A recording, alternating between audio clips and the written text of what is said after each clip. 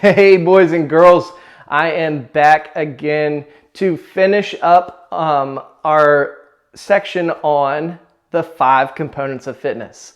So, up until this point, we've talked about 3 components of fitness. We've talked about cardiorespiratory endurance, the ability of your heart and lungs to provide oxygen to your muscles over an extended period of time. We've talked about muscular endurance, the ability of your muscles to repeat a motion over and over again or to hold in one spot for a long period of time. And we talked last week about muscular strength, the ability of your muscles to push or pull using its maximum amount of force. And then remember, this is building muscle, and we're not going to be able to sustain that over a long period of time. Short bursts with as much weight as we possibly can. We're going to strain those muscles a little bit. Today, we're going to be wrapping up with our 4th and 5th components of fitness. Okay, so the 4th component of fitness is flexibility. Flexibility is the ability of your muscles to take a joint through its full range of motion. Okay, remember, our muscles are what allows our body to move, okay? And each joint in our body, like your elbow or your shoulder, has certain muscles that allow you to move those things around, okay? And sometimes our muscles won't let us do certain things, okay? But we can help that, we can help correct that by increasing our flexibility. So flexibility is lengthening our muscles, okay, making them a little bit more pliable, a little bit more movable, okay, and we do that through stretching. Stretching is an activity that you can do every day, okay. Now, when you do stretch, make sure that maybe you've warmed up your muscles a little bit. If you're going for a run, or if you're going to stretch your legs, maybe go for a short run or a walk before you stretch to get your muscles warmed up so that you don't overstretch them.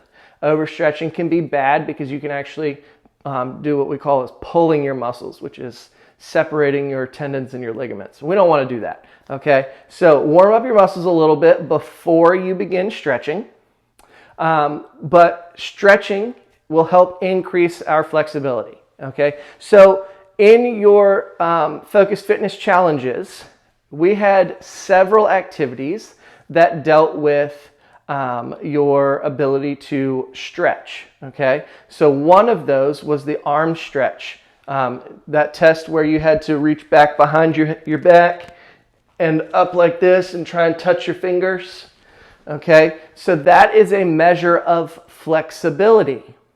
And some people aren't able to do that, and that's okay, but they can train their bodies to do that by doing different stretches. Okay, so for that particular test where I'm reaching back here trying to touch, okay, if I stretch those muscles, then I will be able to do that more successfully. So one way we could do that is the arm stretch like this. You take one hand behind your back, you take your other hand on top of your elbow and just gently push your hand down the center of your back. So it should look like this. Okay, you're not going to overdo it, but what you're doing is you're working on your tricep muscles right here. Okay, and those are some of your muscles that are going to allow you to be successful at this test. Okay, you want to do both sides though. Okay, so if you do one side, you want to do the other. Always want to try and stretch evenly.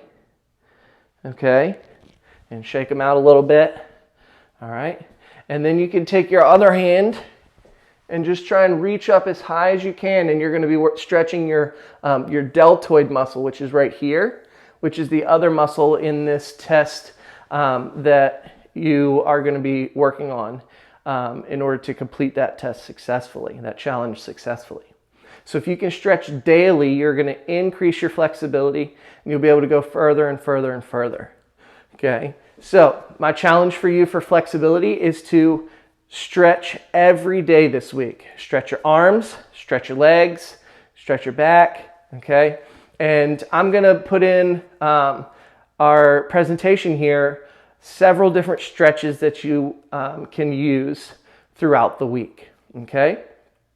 And that brings us to our fifth component of fitness. The fifth component of fitness is called body composition. Body composition. This is the one where all of my students giggle, okay? Because body composition is the relationship between fat mass and fat-free mass in your body. So, everybody in the whole world has fat-free mass. Fat-free mass are things like your bones, your organs, and your muscles. None of those things in your body contain fat. And then you have fat mass, okay, which everybody also has fat mass. But body composition is that relationship. Do I have more fat-free mass in my body, or do I have more fat mass in my body? Which do you think is healthier, to have more fat-free or more fat? Fat-free, right? Okay, so what we can do is increase our fat-free mass and decrease our fat mass. And there are lots of different ways to do that. The first way that I'm going to tell you is by doing activities that work the first four components of fitness. Okay, any exercise or activity that you do that would fall into one of those other four components are going to improve your body composition, because you're going to increase your fat-free mass as you decrease your fat mass. But there's more to it, boys and girls. You can also eat more healthy foods. Okay, so if you eat your fruits and vegetables, you have lower protein and much less sugars, okay, then your body is going to burn through your fat before it starts to burn through those other things, and you will decrease your fat mass. Now, is it possible to increase your fat-free mass in any other way than building muscle? No, okay, because remember I said fat-free mass is muscle, bone, and organ. Okay, organs, you can't grow extra organs, okay? You're not growing extra bones.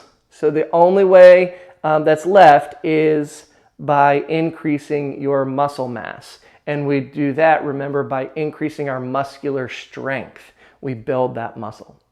So, body composition, the relationship of fat mass versus fat-free mass. We want to increase our fat mass, decrease our we want to increase our fat-free mass and decrease our fat mass to promote a healthy body composition. With that being said, boys and girls, I want you to just be proud of the body that you have, okay?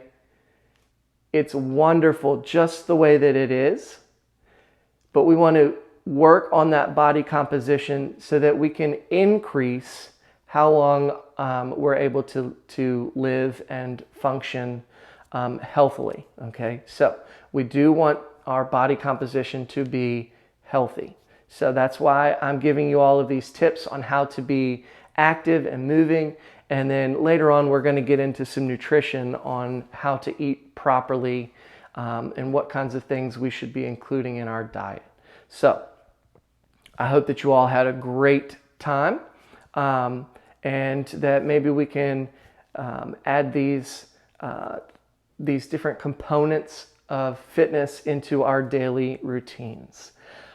So again, those are cardiorespiratory endurance, muscular strength, flexibility, and body composition. Those are the 5 components of fitness. Don't forget to do your daily stretching throughout the week, and I will see you later.